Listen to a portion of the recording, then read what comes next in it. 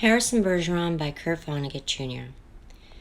The year was 2081, and everybody was finally equal.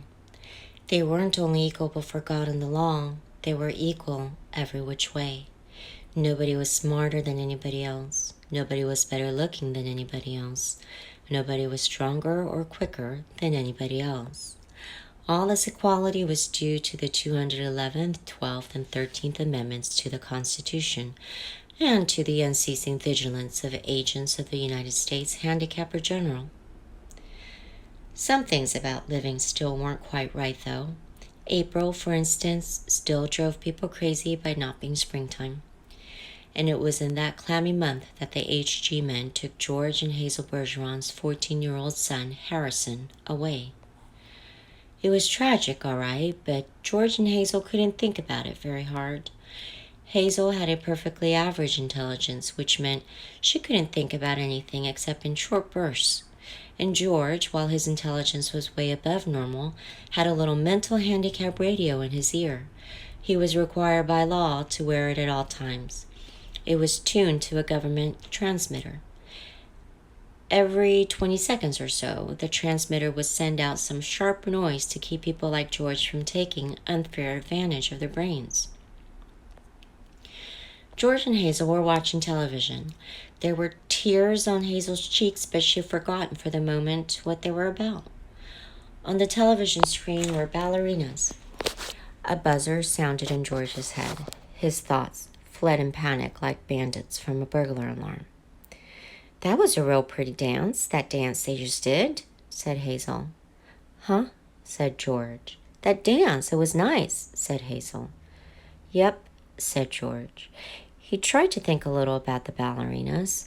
They weren't really very good, no better than anybody else would have been anyway. They were burdened with sash weights and bags of birdshot, and their faces were masked so that no one, seeing a free and graceful gesture or a pretty face, would feel like something the Count drug in. George was toying with the vague notion that maybe dancers shouldn't be handicapped, but he didn't get very far with it before another noise in his ear radio scattered his thoughts. George winced. So did 2 out of the 8 ballerinas. Hazel saw him wince. Having no mental handicap herself, she had to ask George what the latest sound had been. "Sounded like somebody hitting a milk bottle with a ball-peen hammer," said George. "I think it would be real interesting hearing all the different sounds," said Hazel, a little envious. "All the things they think of." Said George. "Only if I was Handicapper General, you know what I would do," said Hazel. Hazel, as a matter of fact, bore a strong resemblance to the Handicapper General, a woman named Diana Moon Glampers. "If I was Diana Moon Glampers," said Hazel, "I'd have chimes on Sunday, just chimes, kind of in honor of religion." "I could think if it was just chimes," said George. "Well, maybe make 'em real loud," said Hazel. "I think I'd make a good Handicapper General." "Good as anybody else," said George. "Who knows better than I do what normal is," said Hazel. "Right," said George. He began to think glimmeringly about his abnormal son, who was now in jail, about Harrison, but a 21-gun salute in his head stopped that. "Boy," said Hazel, "that was a doozy, wasn't it?" It was such a doozy that George was white and trembling, and tears stood on the rims of his red eyes. 2 of the 8 ballerinas had collapsed to the studio floor and were holding their temples. "All of a sudden you look so tired," said Hazel. "Why don't you stretch out on the sofa so you can rest your handicap bag on the pillows, honey bunch?" She was referring to the 47 pounds of birdshot in a canvas bag which was padlocked around George's neck. "Go on and rest the bag for a little while," she said. "I don't care if you're not equal to me for a while." George weighed the bag with his hands. "I don't mind it," he said. "I don't notice it anymore. It's just a part of me." "You've been so tired lately, kind of wore out," said Hazel. "If there was just some way we could make a little hole in the bottom of the bag and just take out a few of them lead balls, just a few." 2 years in prison and $2,000 fine for every ball I took out, said George. I don't call that a bargain. If you could just take a few out when you came home from work, said Hazel. I mean, you don't compete with anybody around here. You just sit around. If I try to get away with it, said George, then other people get away with it, and pretty soon we'd be right back to the dark ages again, with everybody competing against everybody else. You wouldn't like that, would you? I'd hate it, said Hazel. There you are, said George. The minute people start cheating on laws, what do you think happens to society? If Hazel hadn't been able to come up with an answer to this question, George couldn't have supplied one. A siren was going off in his head. Reckon it'd fall all apart, said Hazel. What would? Said George blankly. Society, said Hazel uncertainly. Wasn't that what you just said? Who knows, said George. The television program was suddenly interrupted for a news bulletin. It wasn't clear at first as to what the bulletin was about, since the announcer, like all announcers, had a serious speech impediment. For about half a minute, and in a state of high excitement, the announcer tried to say, "Ladies and gentlemen." He finally gave up, handed the bulletin to a ballerina to read. That's all right, Hazel said of the announcer. He tried. That's the big thing. He tried to do the best he could with what God gave him. He should get a nice raise for trying so hard. Ladies and gentlemen, said the ballerina, reading the bulletin. She must have been extraordinarily beautiful because the mask she wore was hideous. And it was easy to see that she was the strongest and most graceful of all the dancers, for her handicap bags were as big as those worn by 200-pound men. And she had to apologize at once for her voice, which was a very unfair voice for a woman to use. Her voice was a warm, luminous, timeless melody. Excuse me, she said, and she began again, making her voice absolutely uncompetitive. Harrison Bergeron, age 14, she said in a grackle squawk, has just escaped from jail, where he was held on suspicion of plotting to overthrow the government.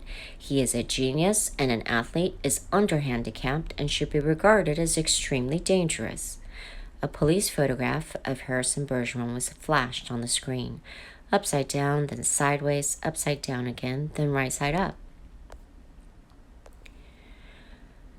The picture showed the full length of Harrison against a background calibrated in feet and inches. He was exactly 7 feet tall. The rest of Harrison's appearance was Halloween and hardware. Nobody had ever borne heavier handicaps. He had outgrown hindrances faster than the HG men could think them up. Instead of a little ear radio for a mental handicap, he wore a tremendous pair of earphones and spectacles with thick wavy lenses. The spectacles were intended to make him not only half blind, but to give him wanging headaches besides. Scrap metal was hung all over him.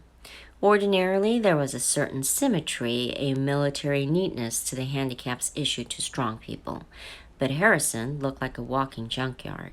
In the race of life, Harrison carried 300 pounds. And to offset his good looks, the HG men required that he wear at all times a red rubber ball for a nose, keep his eyebrows shaved off, and cover his even white teeth with black caps at a snaggletooth random. If you see this boy, said the ballerina, do not, I repeat, do not, try to reason with him. There was the shriek of a door being torn from its hinges. Screams and barking cries of consternation came from the television set. The photograph of Harrison Bergeron on the screen jumped again and again, as though dancing to the tune of an earthquake. George Bergeron correctly identified the earthquake, and well he might have, for many was the time his own home had danced to the same crashing tune. My God, said George, that must be Harrison. The realization was blasted from his mind instantly by the sound of an automobile collision in his head. When George could open his eyes again, the photograph of Harrison was gone. A living, breathing Harrison filled the screen. Clanking, clownish, and huge, Harrison stood in the center of the studio. The knob of the uprooted studio door was still in his hand. Ballerinas, technicians, musicians, and announcers cowered on their knees before him, expecting to die. "I am the emperor," cried Harrison. "Do you hear? I am the emperor. Everybody must do what I say at once." He stamped his foot, and the studio shook. "Even as I stand here," he bellowed, "crippled, hobbled, and sickened, I am a greater ruler than any man who ever lived. Now watch me become what I can become." Harrison tore the straps of his handicap harness like wet tissue paper, tore straps guaranteed to support 5,000 pounds. Harrison's scrap iron handicaps crashed to the floor. Harrison thrust his thumbs under the bar of the padlock that secured his head harness. The bar snapped like celery. Harrison smashed his headphones and spectacles against the wall. He flung away his rubber ball nose, revealed a man that would have awed Thor, the god of thunder. "I shall now select my empress," he said, looking down on the cowering people. "Let the first woman who dares to rise to her feet claim her mate and her throne." A moment passed, and then a ballerina arose, swaying like a willow. Harrison plucked the mental handicap from her ear, snapped off her physical handicaps with marvelous delicacy. Last of all, he removed her mask. She was blindingly beautiful. "Now," said Harrison, taking her hand, "shall we show the people the meaning of the word dance? Music," he commanded. The musicians scrambled back into their chairs, and Harrison stripped them of their handicaps too. "Play your best," he told them, "and I'll make you barons and dukes and earls." The music began. It was normal at first, cheap, silly, false. But Harrison snatched two musicians from their chairs, waved them like batons as he sang the music as he wanted it played. He slammed them down back into their chairs. The music began again and was much improved. Harrison and his empress merely listened to the music for a while, listened gravely as though synchronizing their heartbeats with it. They shifted their weight to their toes. Harrison placed his big hands on the girl's tiny waist, letting her sense the weightlessness that would soon be hers. And then, in an explosion of joy and grace, into the air they sprang. Not only were the laws of the land abandoned, but the law of gravity and the laws of motion as well. They reeled, whirled, swiveled, flounced, and capered, gambled, and spun. They leaped like deer on the moon. The studio ceiling was 30 feet high, but each leap brought the dancers nearer to it. It became their obvious intention to kiss the ceiling. They kissed it, and then, neutralizing gravity with love and pure will, they remained suspended in air inches below the ceiling, and they kissed each other for a long, long time. It was then that Diana Moonglampers, the handicapper general, came into the studio with a double-barreled 10-gauge shotgun. She fired twice, and the emperor and the empress were dead before they hit the floor. Diana Moonglampers loaded the gun again. She aimed it at the musicians and told them they had 10 seconds to get their handicaps back on. It was then that the Bergeron's television tube burned out. Hazel turned to comment about the blackout to George, but George had gone out into the kitchen for a can of beer. George came back in with the beer, paused while a handicap signal shook him up, and then he sat down again. "You been crying?" he said to Hazel. "Yep," she said. "What about?" he said. "I forget," she said. "Something real sad on television." "What was it?" he said. "It's all kind of mixed up in my mind," said Hazel. "Forget sad things," said George. "I always do," said Hazel. "That's my girl," said George. He winced. There was the sound of a riveting gun in his head. "Gee, I could tell that one was a doozy," said Hazel. "You can say that again," said George. "Gee," said Hazel, "I could tell that one was a doozy."